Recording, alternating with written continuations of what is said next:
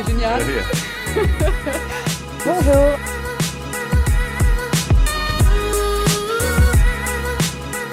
Yes or no? Did you ever take banned substances to enhance your cycling performance? Yes. En 2013, le coureur cycliste Lance Armstrong, 7 fois vainqueur du Tour de France, avoue sur le plateau de l'animatrice Oprah Winfrey s'être dopé pendant sa carrière. Mais ce dopage biologique est-il la seule tricherie de l'ancien champion texan? Une enquête tente de prouver qu'Armstrong aurait aussi recours au dopage mécanique et qu'il aurait utilisé un vélo à moteur pour remporter ses courses. L'auteur de cette enquête est mon invité aujourd'hui. On est très heureux de l'accueillir. Bonjour Philippe Brunel. Bonjour Charlotte. Merci d'avoir accepté notre invitation. Vous êtes journaliste, grand reporter au journal L'Équipe, passionné de cyclisme. Vous avez déjà publié Vie et mort de Marco Pantani en 2009 et La nuit de San Remo en 2012. Vous venez juste de faire paraître chez Grasset Rouler plus vite que la mort, une enquête dans l'arrière-monde du cyclisme, celui de la triche et des enjeux financiers opaques, pour tenter de percer le lien entre l'inventeur du vélo à moteur, un Hongrois du nom de István Varias, et Lance Armstrong. D'abord, comment vous êtes-vous retrouvé dans cette enquête ? Par un coup de fil nocturne, je dois vous dire, je connaissais István Varias. J'avais été faire une interview de ce physicien 2 ans auparavant. On va dire que tout ça se situe dans l'hiver 2012. Je reçois un coup de téléphone nocturne d'un intermédiaire, un ami de Varias, qui me dit, voilà, Varias a des informations à vendre. Alors je lui dis, mon journal n'est pas intéressé, on n'achète pas l'information, on n'achète pas l'interview, c'est pas le... Il me dit, oui, mais cette fois, il s'agit d'Armstrong. Et alors à partir de là, je me sens happé dans une histoire qui me dépasse un peu, mais enfin, je peux plus arrêter. On va dire, je suis impliqué, je suis convoqué par cette histoire. Voilà, c'est comme ça que ça se passe. Qui c'est ce Varias ? Ce Varias, c'est bon, il est originaire de Pécs, à 200 km de Budapest. Il est champion de physique à 16 ans, 17 ans, champion national de physique. La physique en Hongrie, c'est très important. Et coureur cycliste amateur. Ce sont ces 2 passions qu'il essaye de conjuguer avec l'espoir de devenir le plus grand coureur professionnel hongrois qui n'ait jamais existé. Donc il fait une carrière amateur, il va en Italie pour apprendre le métier de coureur cycliste, pour accélérer le processus de l'apprentissage. Et là, il est confronté à des problèmes de dopage. Tous les coureurs amateurs, c'est l'époque de l'EPO, parlent de dopage et il doit renoncer. Donc il renonce. Il rentre en Hongrie, il retourne vers la physique et puis 2 ou 3 ans plus tard, il se dit qu'est-ce qui peut être plus fort que le dopage ? Je ne peux pas rester comme ça. Il dit peut-être le dopage technologique, je vais mettre un moteur dans un vélo et je vais revenir. Il le fait pour lui. Il construit un prototype et il se dit je vais retourner dans les pelotons avec ce prototype. Donc il considère comme l'arme absolue contre le dopage biologique. Pour lui, c'est cette invention du vélo à moteur. Il le fait... par revanche, quelque part. Par esprit de vengeance. Ouais, par esprit de vengeance. Oui. Donc c'est ça qui lui a donné l'idée de concevoir et greffer un moteur sur un vélo. Oui, ça existait déjà. Enfin, il y a eu même un ingénieur français qui avait conçu un vélo à moteur dans les années 70, au début des années 70. Lui, il va le miniaturiser et le rendre de plus en plus silencieux. Il va n'avoir de cesse que de faire ça. Puis après, 2 ans plus tard, il va réussir à mettre au point son premier prototype en septembre 98. Ouais. C'est-à-dire que 10 mois avant que Lance Armstrong gagne le Tour de France. Et puis après, le moteur va être dans le moyeu des roues ou dans la circonférence des roues par un effet d'entraînement. Pour qu'on comprenne bien à quoi ça ressemble un moteur de vélo miniaturisé, comment ça fonctionne pour pouvoir propulser ou en tout cas aider un cycliste à performer un peu plus. Oui, aujourd'hui, il y a une clé USB et pas beaucoup plus, mais pour tout vous dire, il ne m'a pas non plus livré le secret de son invention, parce que précisément, tout son commerce, on va dire, repose sur une certaine forme d'anonymat, de clandestinité. Mais on sait qu'on gagne en puissance, qui se calcule en watts. En watts, c'est ça. Et qu'on majore sa puissance de base quand même d'un certain nombre de watts qui sont conséquents, en particulier quand on monte des cols. C'est ça, voilà, c'est ça. C'est-à-dire quand les coureurs, par exemple, en montagne, sont à la recherche du second souffle, ce qu'on appelle le second souffle, à ce moment-là, celui qui dispose d'un moteur met le moteur en marche. À distance, par exemple, ou le cycliste lui-même. Oui, ou le cycliste lui-même, parce que maintenant, les moteurs sont sophistiqués, quasiment reliés au cardio-fréquence-mètre que les coureurs portent sur le torse. Et donc, en vérité, ils programment le seuil de leur battement cardiaque, au-delà duquel le moteur va se mettre en marche tout seul, spontanément. Alors, ce sont des appareils extrêmement sophistiqués, miniaturisés. Comment, malgré tout, on peut dissimuler un moteur de vélo pendant une compétition? On a du mal à s'imaginer qu'on ait pu mettre ses moteurs à l'insu des instances du cyclisme, par exemple, ou de... Parce que ce n'était pas imaginable. Enfin, dans la fin des années 90, on sortait de l'affaire Festina. Le grand problème, c'était le dopage. C'était pas penser qu'un coureur puisse utiliser un moteur. Oui, ça ressort plutôt des pieds nickelés que et de la science-fiction plutôt que de la réalité. Donc, celui qui a triché éventuellement, parce que j'accuse pas Armstrong, mais je dis peut-être il y avait une possibilité. Les deux choses sont contemporaines. Alors, si quelqu'un avait triché à cette époque-là, je ne pense pas qu'il aurait pu le faire de façon, même imprudemment pendant quelques années. Il avait de l'avance. Mais comme vous disiez, ça fait 20 ans que Varias avait créé ce prototype. On se dit que c'est quand même venu à l'oreille des instances du cyclisme. Comment n'ont-elles pas développé un système par un scanner, par exemple, pour essayer de scanner les vélos avant les départs de course pour voir si des choses se cachaient dans le guidon, dans la selle, dans les roues même?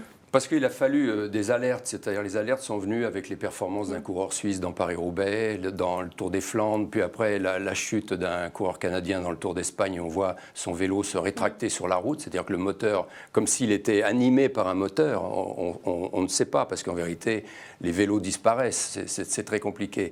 Les instances ont commencé à se pencher sur ce problème-là à partir donc de 2010. Mais il y a une vacance, c'est-à-dire entre 98, on va dire la naissance, la création de ce moteur, et 2010, oui, c'est passé tout un laps de temps durant lequel l'UCI n'a pas cherché, n'a pas su, j'en sais rien, mais il y avait un tel climat de connivence aussi entre l'UCI et le champion régnant qui était Lance Armstrong qu'on peut effectivement s'interroger. Mais ce n'est pas moi qui m'interroge. En vérité, je pense que c'est Armstrong, la personnalité d'Armstrong, qui instruit le doute, plus que moi. Oui, lors de ses révélations, en particulier en 2013, avec Oprah Winfrey, où il avoue qu'il s'est dopé, donc on peut s'interroger sur jusqu'où s'est-il dopé. Oui, non, il avoue surtout, je vous coupe, mais il avoue surtout qu'il a menti. Et il avoue qu'il a menti, voilà, évidemment. Qu'il se dope, oui, c'est ce que lui reproche l'animatrice, c'est surtout sur le point du mensonge. On le savait, mais en vérité, lui, il dit « j'ai menti », enfin j'avais tout, j'ai menti, il dit même, d'ailleurs, je ne sais pas pourquoi, enfin je crois qu'il dit ça, je ne sais même pas pourquoi. Alors, jusqu'à quel point il a menti? C'est ça la question. Oui. Varias dit qu'il a vendu son prototype 2 millions de dollars. Qui peut investir à l'époque une telle somme? Il faut quand même des moyens financiers pour acheter un prototype pareil. Oui, oui. Donc sur des compétitions, on imagine qu'il faut des moyens financiers conséquents. Qui a les moyens financiers conséquents à l'époque? Je ne peux pas vous répondre. Lui-même ne me l'a pas dit. Lui-même prétend qu'il ne connaît pas l'acquéreur. Je crois que de toute façon, il le connaîtrait, il ne me le dirait pas. Mais ça s'est fait par un intermédiaire qui a subtilisé son prototype et qui lui a dit « T'inquiète pas, je vais régler tout ça ». Et effectivement, après, il a reçu 2 millions de dollars sur un compte offshore c'était un peu le prix de l'omerta, le prix du silence, avec l'obligation de se taire pendant 10 ans et de ne rien fabriquer pendant 10 ans, c'est-à-dire de se mettre dans un état de non-concurrence. Alors j'ai souvent dit, mais pourquoi 10 ans pourquoi ce délai? Et lui, il m'a dit, parce que 10 ans, en règle générale, dans la technologie, c'est ce qui marque un peu l'obsolescence d'une invention. Varias a-t-il vendu son prototype à Armstrong? Ça, je ne peux pas vous le dire. Non, très franchement, j'en sais rien. Vous n'avez pas une intime conviction par rapport aux témoignages que vous avez reçus? Oui, mais en même temps, une intime conviction dans ce genre d'affaires, c'est trop grave.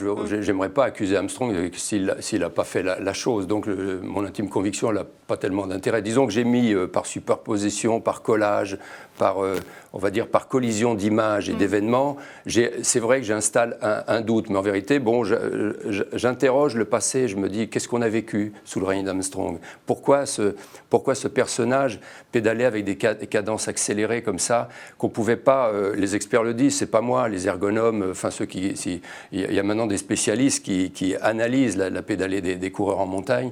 Ils pédalaient avec une cadence si frénétique et à des allures si fortes qu'on ne peut pas atteindre ou rejoindre avec le dopage. Le dopage n'explique pas tout chez Armstrong. Le dopage biologique. Le dopage biologique, il reste une marge. C'est le mystère Armstrong qui continue d'ailleurs. À propos de dopage biologique, on sait à quel point Armstrong avait connaissance des meilleures technologies pour se doper, la façon dont il l'a fait à l'insu de tout le monde, l'omerta qu'il a imposé autour de lui pour empêcher les gens de savoir.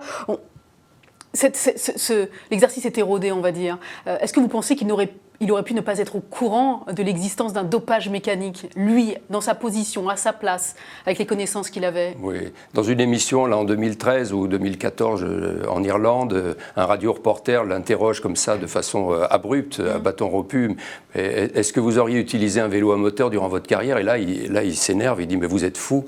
Et puis, avant de raccrocher, il dit « de toute façon, ces vélos-là n'existaient pas à mon époque ». Donc là encore, c'est faux. Alors, le sait-il?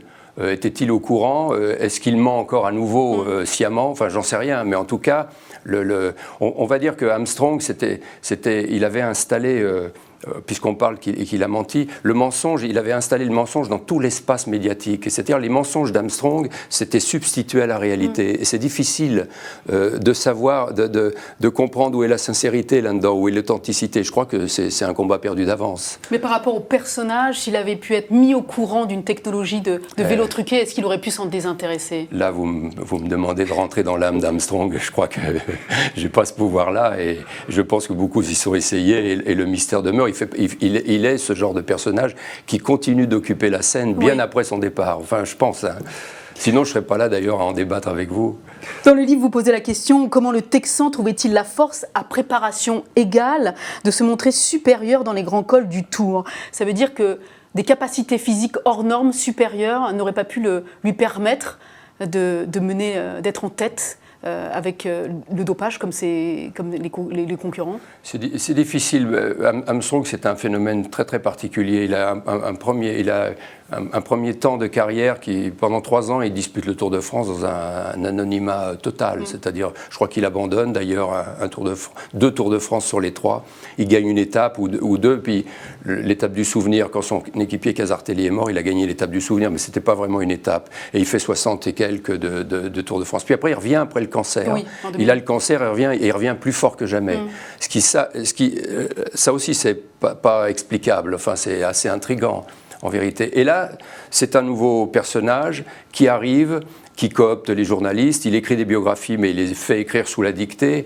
Enfin, il se prête aussi un peu au désir de tout le monde. C'est-à-dire le Tour se relevait mal de l'affaire Festina qui avait eu lieu un an auparavant, une affaire de dopage et qui avait un peu dévasté l'image du Tour de France. Donc il y avait une volonté partagée de trouver, de croire ce que nous disait Armstrong, de croire en sa légende. De croire en sa légende et à la renaissance du phénix en quelque sorte. Exact. Le héros renaît de ses cendres, c'est formidable, une belle histoire comme les Américains les aiment et auxquels ils adhèrent souvent. Oui, d'autant que le Tour de France c'est un peu une fabrique de légendes. C'est un peu fait pour ça. Pour moi, je ne considère pas le Tour de France comme une épreuve sportive uniquement, je trouve que c'est une fable. On va y chercher ce qu'on veut. Enfin, et les gens s'identifient beaucoup dans les icônes du Tour de France. C'est plus simple. Enfin, c'est des personnages très lisibles. Armstrong, c'est peut-être le premier qui, lui, ne s'inscrit pas dans l'histoire globale du Tour de France, dans une lignée comme Greg LeMond, le champion américain qui l'avait précédé, avait fait. C'est-à-dire, il courait pour une équipe française, il vivait en Belgique. Non, lui, il arrive et il annexe tout l'espace, il en fait son royaume. Et c'est lui qui dicte les codes d'appréciation. Voilà, donc. L'observation minutieuse des images d'Armstrong dans la montée de Sestrières et celle de Luz Ardiden avec Varias, que vous faites ensemble, révèle des anomalies. Il en parle de façon extrêmement précise, Varias. Pourquoi aujourd'hui ces anomalies ne suffisent pas à révéler la tricherie si elles étaient faites par des experts indépendants extérieurs ? Parce que qui peut prouver qu'un coureur avait un moteur dans un vélo? Dans le dopage, il y a les éprouvettes, on les congèle. À la limite, un coureur aujourd'hui prendrait un produit nouveau. On pourrait peut-être le prendre 20 ans plus tard sur des éprouvettes congelées. Un moteur dans un vélo, le vélo, à l'arrivée, vous le faites disparaître, vous l'utilisez plus, c'est fini. La tricherie disparaît avec le vélo. Lui-même s'interroge d'ailleurs sur le fait qu'aujourd'hui, il y a de plus en plus de coureurs champions qui font mine d'avoir crevé en bas d'école. Avant de monter l'école, on change les roues, on change les pneus. Oui, parce qu'il a sophistiqué quand il a vu que peut-être les contrôles allaient se resserrer sur les vélos, sur la technologie, il a déplacé le moteur, il l'a mis dans le moyeu de la roue arrière, ça dès 2013. Et les roues n'ont jamais été contrôlées par les commissaires de l'UCI. Par l'UCI. Revenons sur ses aveux à Armstrong en 2013. Pourquoi il avoue son dopage à l'EPO? Finalement, il ne va pas jusqu'au bout. On pourrait supposer, s'il s'était dopé mécaniquement, pourquoi il ne va pas jusqu'au bout? d'avouer qu'il s'est dopé aussi mécaniquement. Parce que lui, il vous dira qu'il ne s'est pas dopé de façon mécanique. Il avoue le dopage parce qu'il y est contraint. Oui. Il craint le parjure, qui aux États-Unis peut l'envoyer en prison s'il ment devant une cour fédérale. Donc il a été, à un moment donné, ses équipiers ont raconté le dopage parce qu'eux-mêmes avaient été contraints. Voilà, il avoue ce qu'il peut avouer. Mais pour lui, je pense que ce n'est pas si grave d'avouer le dopage parce qu'il dit finalement... Tout le monde le fait. Tout le monde l'a fait. Tout le monde l'a fait. C'est-à-dire pourquoi vous en prenez à moi, puisque vos idoles du passé, Merckx, Anctil, Coppi, ont tous été à un moment donné convaincus de dopage. Finalement, il fait ce que les autres ont fait avant. Il s'inscrit là. Pour une fois, il accepte de s'inscrire dans l'histoire. Un jour, Marco Pantani vous dit « Je ne serais pas surpris d'apprendre que Lance Armstrong est un coureur banal, avec des valeurs physiologiques, tout ce qu'il y a de plus normal. » En fait, Armstrong, ça serait finalement qu'un coureur banal, c'est ça la réalité ? Oui, j'en sais rien. Je sais que les coureurs entre eux s'observent, s'évaluent, se jugent. En vérité, ils sont les meilleurs juges. Ils savent juger l'adversaire. Oui. Quand l'adversaire échappe à leur analyse, alors ils sont un peu interloqués. C'était le cas de Pantani, qui avait été battu par Lance Armstrong sur le Ventoux, même si Armstrong lui avait laissé le bénéfice de la victoire. Il a eu cette phrase qui est un peu visionnaire, c'est-à-dire il me dit « Non, mais quand tu me parles d'Armstrong, tu veux parler du fils de l'homme qui a été dans la Lune ou... » Alors je lui dis non, parlons sérieusement. Il me dit non, mais moi, Armstrong, je ne le vois pas comme un coureur, je le vois comme une sorte de personnage de bande dessinée, un Spider-Man. Oui. Alors peut-être, voilà, on est au bord un peu avec cette histoire, de toute façon, Armstrong ou pas, on est au bord un peu du transgénisme, c'est-à-dire les coureurs, peut-être un peu comme tous les gens dans cette société, sont devenus peut-être les faire-valoir de la science et de la technologie. Et je ne sais plus si aujourd'hui l'homme dans le sport est au centre de l'humanisme qu'est le sport. Je ne suis plus très sûr. Qu'en est-il aujourd'hui de la présence des moteurs, des vélos à moteur dans le cyclisme professionnel ? Il y a un nouveau président, c'est-à-dire le cyclisme professionnel est géré par un organisme suprême qui s'appelle l'UCI, l'Union Cyclisme Internationale. Le président avant a été britannique, ça a changé, c'est un Français, il s'appelle David Lapartien. Je pense qu'il en fait son cheval de bataille, même de campagne. Il a dit voilà, le problème est là, le problème était déjà dénoncé, mais on va s'en occuper. De près. On va s'en occuper de près. Mais pour vous, le passionné de cyclisme, quel regard vous portez aujourd'hui sur ce métier, sur ce sport ? Le métier de journaliste. Le métier de cycliste. Le métier de cycliste. Je ne sais pas, je regarde ça, je vous ai dit, un peu comme une fable. Même tout ça fait partie de la fable. Je ne sais pas si... Il ne faut pas non plus mettre trop de gravité dans tout ça. Il faut aller y chercher ce qu'on a envie d'y chercher. Ce n'est pas plus que ça. Que fait Varias aujourd'hui ? Et continue à fabriquer des vélos, à mettre des moteurs, mais pour des industriels, pour des particuliers, les trois quarts du temps, qui d'ailleurs ne veulent pas... font effacer le nom de leur vélo. Ils ne veulent pas dire à leurs copains avec qui ils pédalent le dimanche qu'ils ont un moteur dans le vélo. On va tout de suite passer aux questions des internautes, si vous le permettez. Tout de suite, vos questions.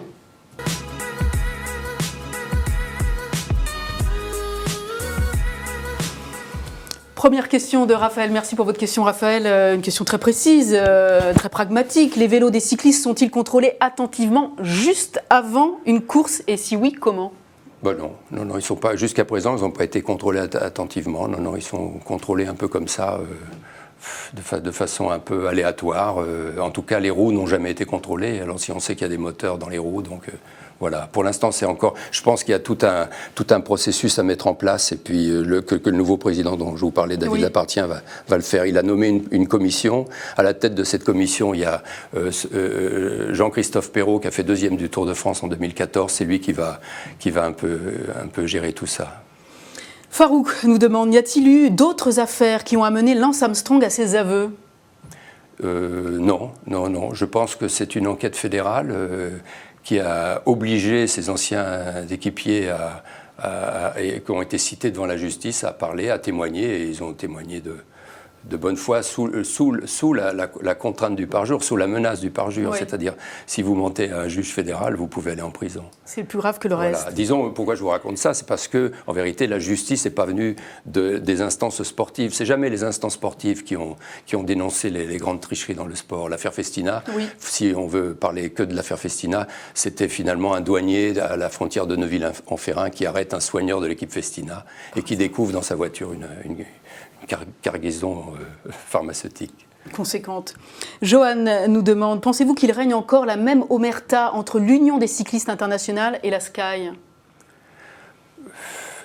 l'omerta n'a jamais été prouvé. C'est-à-dire, évidemment, le président de l'UCI, Brian Coxon, était anglais, et la Sky, évidemment, est une société britannique. Moi, je ne vais pas aller jusque-là. Je suis quand même, en même temps, bon, c'est très bien que le pouvoir ait changé et que les cartes soient redistribuées en haut des instances fédérales, oui. Farouk, au final, l'équipe d'Armstrong n'est-elle pas aussi coupable que lui? Ça, c'est une question un peu à double tranchant. Coupable son entourage, oui, aussi coupable. Son équipe, ses coéquipiers, oui, son entourage. Vous savez, les coureurs, il ne faut pas oublier que tous ces coureurs-là dont on parle sont des jeunes gens qui souvent font un métier aussi. C'est pas simplement un sport. Ils font un métier. Et puis je pense qu'être il fallait avoir Armstrong en face de soi. Enfin, le rêve, c'était aussi de courir pour Armstrong. Et puis il avait un tel ascendant sur les gens qu'à un moment donné, il se retrouve embarqué dans une histoire qui les dépasse un peu, même dans une relation qui les dépasse un peu. Si certains équipiers ne le suivaient pas, ils étaient mis dehors. Oui, et puis peut-être exclus du cyclisme parce que Armstrong avait installé, on sait, un climat de connivence avec l'UCI et finalement une sorte de pouvoir tentaculaire qui pouvait aller jusqu'à exclure les dissidents ou ceux qui étaient un peu récalcitrants qui lui tenaient tête. Oui. Charles, que pensez-vous du cas de Froome? Froome, c'est une énigme aussi. Enfin, pour moi, en vérité, c'est une énigme. L'énigme vient de son style, plus que du reste. Enfin, quand on aime le cyclisme, on a suivi un peu le cyclisme, il n'y a pas comment dire, Anquetil, Merckx, Coppi ou Hinault, on sentait une certaine forme de grâce athlétique. Moi, j'ai jamais senti ça chez Froome. L'énigme, elle est là, c'est-à-dire d'où il tire cette force, cette puissance, cette cadence de pédalage, j'en sais rien, mais je suis pas ni flic ni juge, je suis simplement journaliste. Je pense que ce n'est pas à moi à répondre à cette question. Donc une énigme supplémentaire. Beaucoup d'internautes se demandent si Froome n'est pas autant dopé que l'était Armstrong, et s'il n'est pas autant dopé que certains qu'on soupçonne. Oui, alors là, je vais vous répondre différemment. C'est sur l'échec de Istvan Vargas, qui finalement a conçu, a miniaturisé un moteur dans un vélo pour lutter contre le dopage, pour se venger, dans un esprit de vengeance, on l'a dit tout à l'heure. Et en fait, là, il a raté son coup parce qu'il s'est aperçu qu'en fait, il fallait beaucoup se doper pour pouvoir supporter... C'est la conjugaison des deux, en fait. La conjugaison des deux, pour accompagner cette cadence de pédalage infernale, de cette mécanique qui est actionnée par le moteur. En vérité, l'athlète doit être quasiment très dopé, sinon il n'y arrive pas. Voilà. C'est très curieux quand même. Oui, c'est très curieux. Oui. Merci beaucoup Philippe Brunel pour cet entretien. Je rappelle le titre de votre livre, Rouler plus vite que la mort, et c'est édité chez Grasset. Merci encore. Merci Charlotte, merci. C'est génial. C'est génial. Bonjour.